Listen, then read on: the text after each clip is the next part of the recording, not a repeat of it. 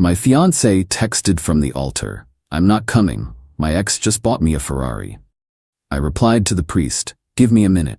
Then I texted her back a screenshot of the $10 million trust fund that vested only upon my marriage. Her scream as she heard the limo speeding away. 32 male. You know, you spend your whole life trying to be a good guy. You work a quiet job. I'm an architectural historian. You pay your bills. You treat people with respect. You think you're building a life?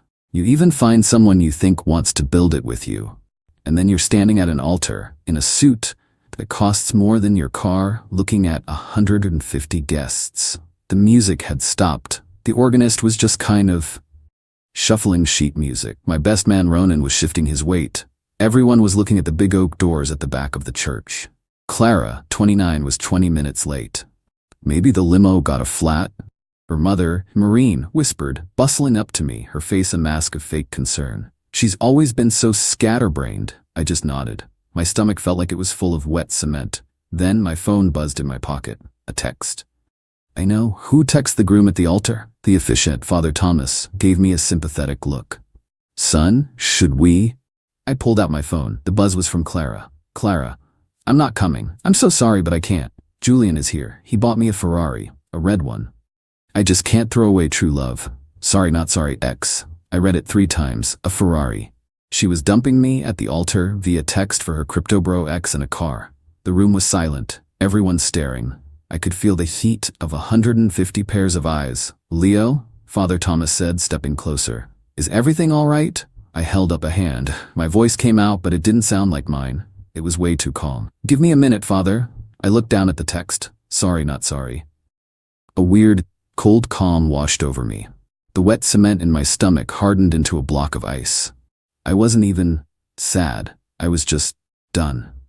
See, I never told Clara the whole truth about my family's money. She knew I had a comfortable background. She knew my grandfather was an eccentric old goat who left a complicated will. She thought I was just a boring, slightly well-off historian who was responsible. She had no idea about the clause. My grandfather, a manipulative genius even from the grave, set up a $10 million trust fund for me. But it had one insane medieval stipulation. I had to be legally married by my 33rd birthday. My 33rd birthday is in 4 weeks. I had never told her this. I wanted someone to marry me, the boring historian, not the $10 million jackpot. I thought Clara, despite her love of, well, things, was that person. I was wrong. I opened my phone's file folder. I found the PDF my lawyer, Naomi, had sent me last week when we were reviewing the final details. It was the key page of the will. I took a screenshot. I highlighted the specific clause. And upon the legal marriage of my grandson, Leo Alistair Vance, provided said marriage occurs before his 33rd birthday, the full principal of the $10,000 $10 million use trust shall immediately vest. I opened my texts to Clara. I attached the screenshot. My fingers typed, enjoy the car, I'm sure it's worth it. I hit send. I put the phone back in my pocket. I looked up at Father Thomas. His face was all concern. And then I heard it. From outside the church. It wasn't a scream of joy. It was a scream of pure animal rage. A second later, I heard the sound of the vintage white Rolls-Royce I'd rented for her. The one I'd given the driver very specific instructions for, speeding away from the curb. I'd told him, if she's not in this car by 2:15 p.m., you leave. You take the scenic route back to the rental agency. Do not, under any circumstances, stop for her. It was 2:23 p.m. I turned back to the room. My voice was loud, clear. I'm afraid there won't be a wedding today. A collective gasp. Maureen, Clara's mom, looked like I'd slapped her. My fiancée has just informed me she's accepted a competing offer. It seems a 2019 Ferrari beats a 2016 Honda. A few people laughed nervously. But, I continued, the catering is paid for. The reception hall is booked, and it is emphatically an open bar. Please, go. Enjoy yourselves, my treat. I turned, walked past the altar, and went out the side door into the small garden. I didn't look back. I just walked. Update 1. It's been a week. I'm writing this from a sterile-smelling, extended-stay hotel room. My life has been loud. The first 48 hours were a blur. I turned my phone off. I just walked around the city until my feet blistered, then checked into this place. When I finally turned my phone back on, it was like opening a portal to hell. I had 88 missed calls, mostly from her family. The entitlement hit like a tidal wave. First, the voicemail from her mother Maureen. It wasn't sad. It was furious. "Leo, you call me back. You call me back right now. How dare you? How dare you humiliate my daughter like that? That trick. Hiding that money. You trapped her. You set her up to fail. This is financial abuse, Leo. Abuse. She made a mistake, a silly mistake. You think a car matters. You were supposed to love her. You've ruined her life. You hear me? You owe us." Us. She said us. Then the texts from Clara, from her bridesmaid's phone. "Leo, baby, turn your phone on. We need to talk. I know you're angry, but you have to understand. Julian is a monster. He manipulated me. He showed up and I was so stressed from the wedding, I didn't know what I was doing. That car isn't even new. It's a 2019 and the registration is sketchy. He's gone. He just dropped me at my mom's and left. Please, baby, I love you. It was always you. We can still fix this.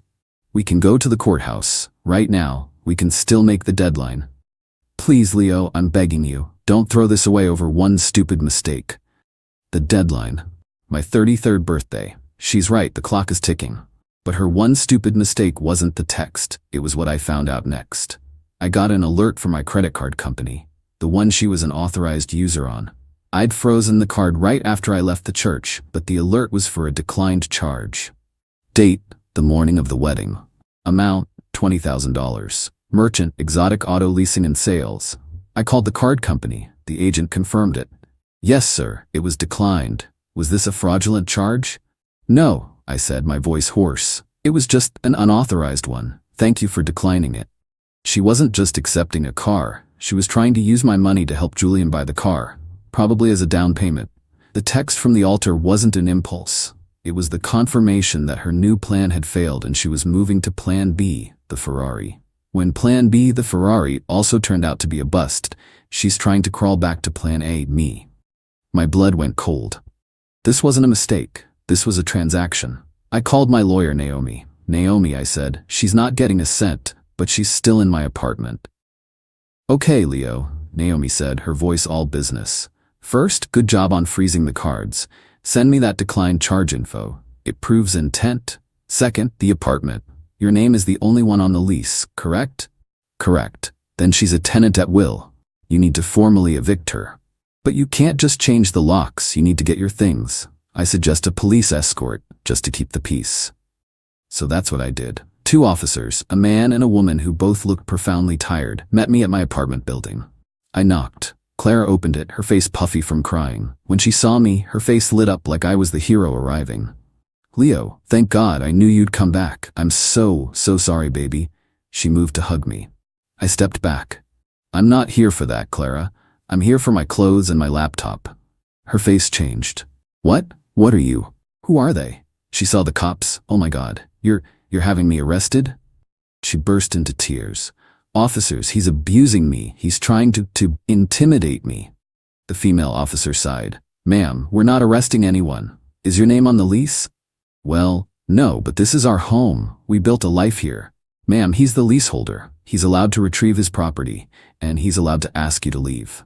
Clara's head snapped toward me. The tears stopped. Pure venom. You bastard, you're kicking me out? After you humiliated me? Where am I supposed to go?" "You went to Julian's pretty quick," I said, pushing past her into the bedroom. I grabbed my suitcase. "He's gone, you idiot. He left me. He said I was too much drama." I just kept packing. My toothbrush, my laptop charger. "You're really doing this?" she whispered, following me. "You're going to throw away $10 million just to spite me? Because that's what's going to happen. You have 3 weeks left, Leo." 3? You think anyone else is going to marry your boring ass in 3 weeks? You need me. You'll get nothing. You'll be just as poor as me.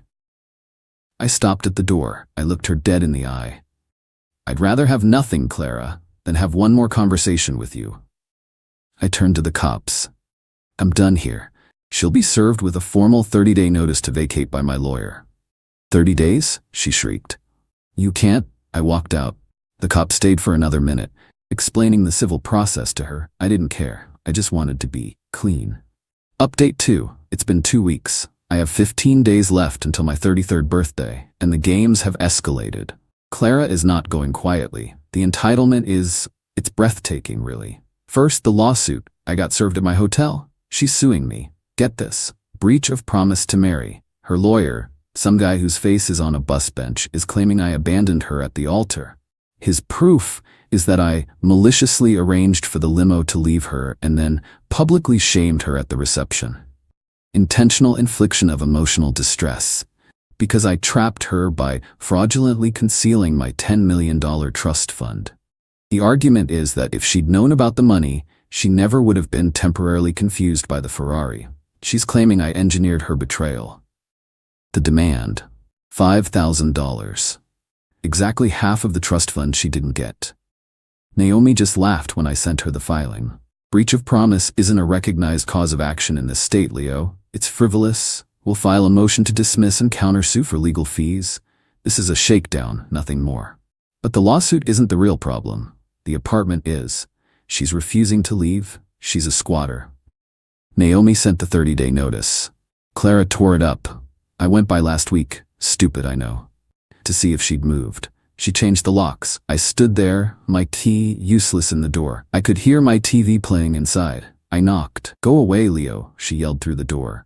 "You'll have to drag me out of here. I have rights. This is my home." "Clara, you're not on the lease. You're making this so much worse for yourself." "You made this worse. You're a vindictive, horrible man. I'm calling the police for harassment." I just left. I called Naomi. She changed the locks. Naomi sighed. "Okay. She's just cost herself a lot of money. We can't just break in. We have to start the formal legal eviction process. It's slow. It's annoying. But it's the only way. I'll file the unlawful detainer first thing tomorrow. So now I'm paying for an eviction lawyer and a hotel room, all while she lives in my apartment. But that's not even the worst part. Yesterday I got a call. A strange number. "Hi, is this Leo Vance?" "Yes." "This is Julian, Clara's, My blood pressure spiked. What do you want?" "Look, man, I gotta be honest. She's blowing up my phone. She's insane. She keeps saying I ruined her $10 million payday and that I owe her. She's threatening to sue me now. I wanted to say, sorry, man. That Ferrari was a 3-day rental. I was just trying to, I didn't think she'd actually leave you at the altar. That's cold." "Yeah, Julian, it was. Thanks for the call." He hung up. Even the crypto bro X thinks she's nuts. But the real kick in the teeth happened this morning. I hired a PI, not for Clara, but for my stuff. While I was packing my clothes, I didn't have time to grab everything. I left behind my books, my kitchen stuff, and my grandfather's maps. This is the part that makes me angry. The money is just money. But my grandfather, the crazy trust fund guy, was a cartographer. When I got my degree, he gave me a set of 4 17th century celestial maps. They're beautiful, and they're the only part of him I actually liked. They were on the living room wall. They weren't there when I did my 30-second sweep. The PI I hired is a gruff ex-cop. Took him 24 hours. She sold him, kid. Sold him to a rare print dealer downtown. Got $18,000 for the set. $18,000. I saw red. I went straight to the shop. It was a high-end place, all quiet and dark wood. I found the maps framed beautifully on the wall. "These are mine," I said to the owner. He was a fussy man in a bow tie. "I beg your pardon?" "I bought those from a young lady this week, a Miss Clara. She stole them. They were a gift to me from my grandfather. They are not hers to sell." I pulled out my phone. I have pictures of me receiving them. I have the insurance rider. The owner's face paled. "This is highly irregular. Here's my card and my lawyer's card. And here is the police report I am filing right now for felony theft." I called the non-emergency line right there. The owner, not wanting his shop involved in a felony, immediately agreed to hold the maps. 5 minutes after I left, my phone rang. "Clara, you sent the cops?" she shrieked. She must have been called by the dealer and the police. "You're pressing charges? For some dusty old paper? I needed money, Leo. You cut me off. You left me with nothing. You forced me to sell those. You owe me that money. I hate you." The call cut out. So that's where I am. I'm suing my ex-fiancée for eviction. I'm pressing charges against her for felony theft. She's suing me for $5 million, and I have 15 days to get married, or lose $10 million. Honestly, I'm starting not to care about the money. I just want those maps back, and I want her out of my life. Final update. It's been a month. The deadline, my 33rd birthday, was 3 days ago. It's over, all of it. I'm writing this from my apartment. It smells like paint and lemon cleaner. It's finally quiet. Here's the rundown. The eviction. We had our day in court. Clara showed up with her bus bench lawyer, looking like a wreck. Julian was, unsurprisingly, nowhere to be seen. She tried to cry. She told the judge I was a vindictive millionaire who was throwing a grieving woman into the street out of spite. She said I was unstable and controlling. Her lawyer tried to argue that her $5 million lawsuit gave her a financial stake in the apartment. The judge, who looked like she'd seen 1,000 Claras, was not impressed. "Ma'am, are you on the lease?" "No, but are you paying rent?" He cut me off. "I can't." "Did you change the locks on the legal leaseholder's dwelling?" He threatened me. The judge looked at Naomi, who just handed him the file. "Eviction granted. Miss Clara's last name, you have 48 hours to vacate the premises. A sheriff will be there to escort you out if you are not gone."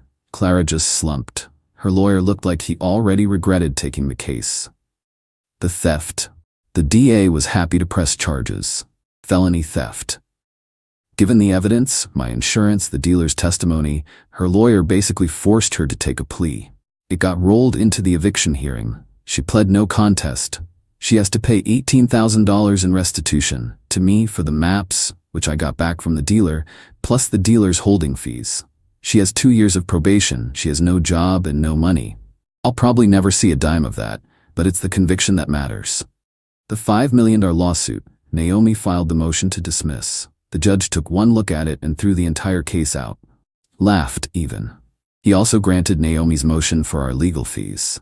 So now Clara owes me about $15,000 in lawyer bills, on top of the $18,000 restitution. It was a clean sweep. Total.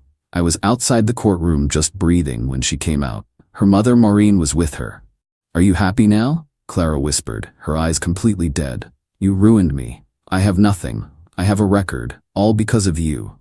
"All because of you, Clara," I said. "You did this. Every single part of this." Maureen puffed up. "You'll get what's coming to you. That deadline passed, didn't it? You lost it all, didn't you? All that money. You got nothing. You're just as broke as we are now.